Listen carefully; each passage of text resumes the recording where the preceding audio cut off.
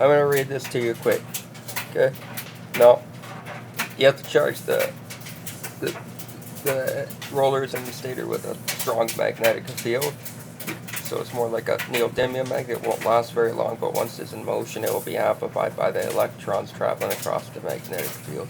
That will amplify it. So you don't have to worry about it losing its magnetic field strength. But I'll read this too.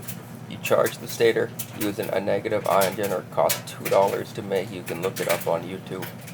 Or be built a little bigger for more money. The negative ion generator uses AC current, so you have to be careful.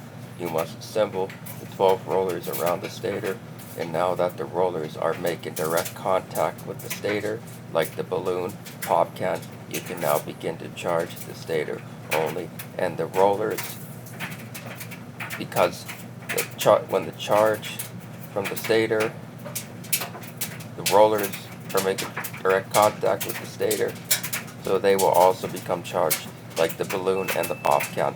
It is an important that you charge the stator only using a negative ion generator. Caution, do not use water. It can kill you, obviously.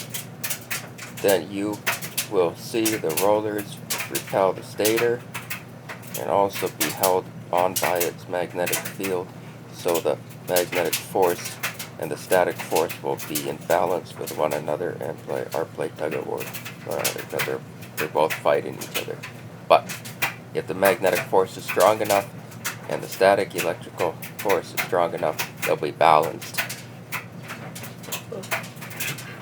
And of course, when the rollers are all in motion, there will also be eddy current, which forces the rollers away from the stator. And it also will cause the rollers to accelerate on its own orbit. But you don't have to worry about that until that's just using motion. So I'll show you something else.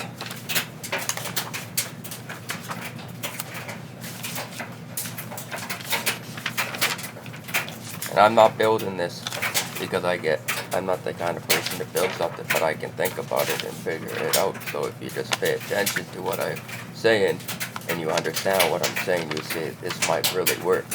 And you could possibly build it or prove some point that if you build it with stronger magnetic field, it will self-run.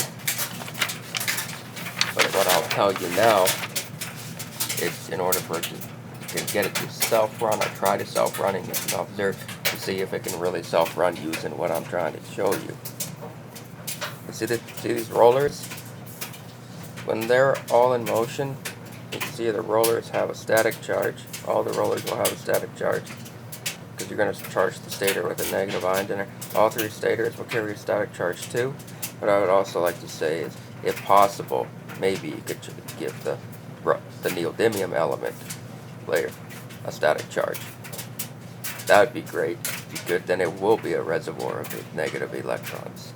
You could try that. You probably don't need to do that, but you could try and see if it works. But do what I do. You charge the aluminum copper layer of the stator, and that's what you using a negative ion generator. That's what I want to help you do.